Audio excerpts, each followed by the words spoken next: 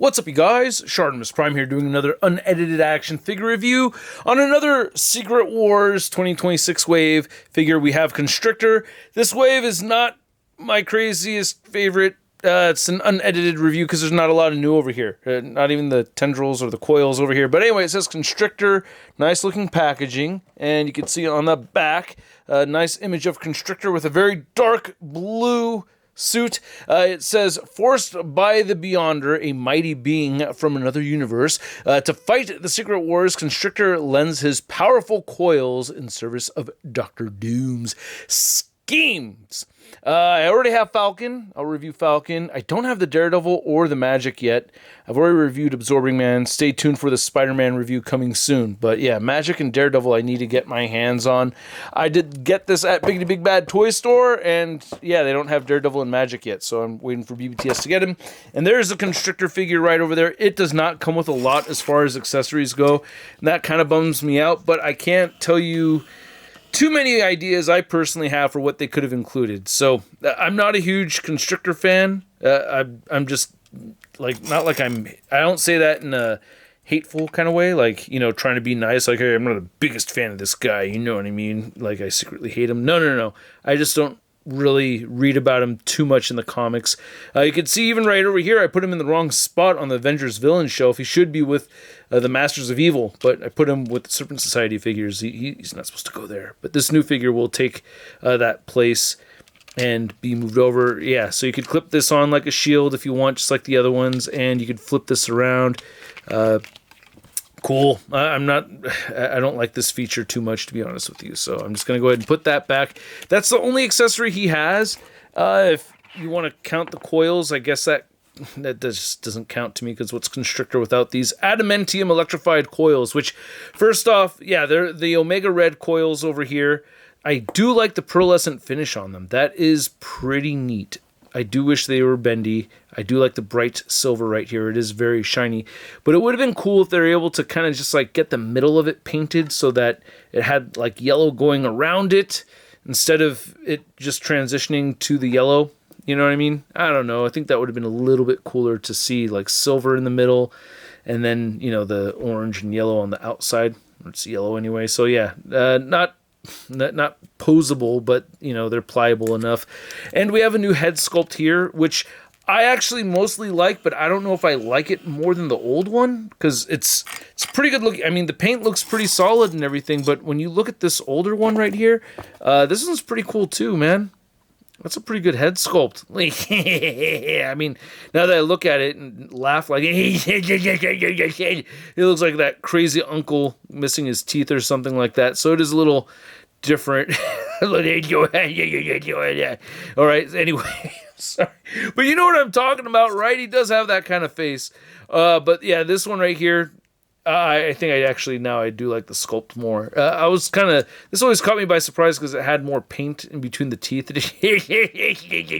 But this one, yeah, I'm okay with it not having the paint. A little bit of paint on the mouth. They do have a little bit of paint on the lips right over there. So yeah, some subtle details. No sculpted pattern right over here for the middle of it. This blue color I think is a bit off. I think it's too bright. I also wanted to show off the head sculpt that came with the Marvel Universe figure, which is actually the only out of these three that has any kind of paint detail over the yellow-orange sections right here. And this one has a little bit more of what I'd like to see, where you could see it transition to yellow a little bit later. I mean, I guess they took a note from the Marvel Universe figure, it looks like. Yeah, they just went straight up with the Marvel Universe version and took from there. Yeah, but anyway, you get some nicely painted lines, and the orange looks pretty good throughout on the figure. I spent a whole bunch of time staring at the blue portions of this thing, like wondering, like, is this painted or is it not painted? I feel like it has very subtle black paint over the blue, and I was even questioning whether the blue paint was even there until I found a little smudge of black paint right over here. So I was like, okay, yeah, there's some black paint by accident right over there. So yeah, we get some. They're reusing the Vulcan body mold over here. You could recognize those legs and the torso. So nothing newly sculpted over there except for the arms. So you get this forearm hinge right over here. and the wrists don't move around. Would have been nice to get interchangeable. Ooh, I'm trying to pop that off. It's not really coming off, and I don't want to break it. So, yeah, I won't do that. But having interchangeable forearms with different hand gestures, that's the accessory I would have liked to have had. New coils would have been neat, you know. Oh, you could plug the shield into his back right there, which I'm not going to do. But, yeah, it looks like the paint is, like, super, super subtle, if even existent at all. Very, very tricky to see, but the stripes look clean on the figure. I did find this older image where you could actually see that, like, the snake scales right here, the snake belly lines, like, are actually all riveted and sculpted in the drawing. I thought that was kind of cool. But anyway, for the most part, when I see this character drawn, he mostly has, you know, darker color, kind of like the older version. Even though it's more in between the two, not this dark. This is kind of like the contemporary look where you could really see images where he looks just like this as far as the color tone goes. I feel like, you know, the older drawings were implying a color that was slightly darker than that because it's heavily shaded. Even though the highlights look like that color blue, I feel like they were kind of trying to send the message that it would be a darker blue than that. However, I like how this figure looks more than the older one right over here. This doesn't have the bendy tendrils either. There's just more, or coils. There's more you could do with these coils than this for sure. So this one I'm going to sell on my Whatnot. So we got a Whatnot show coming up soon. Come through and check that out. Getting rid of that older Constrictor, replacing it with this newer one. Interchangeable heads would have been cool. Yeah, interchangeable heads. That would have been nice to have thrown in there. These are about 28 bucks a piece. So if you want your $28 figure with no accessories, I mean, dude, this is going to be an easy pass for a lot of people. Oops, I almost forgot to show Constrictor next to the only other figure from this wave I've already reviewed. We have the Absorbing Man, which I gave a higher score than it really deserved, only because his arms happen to be swappable with the previous one.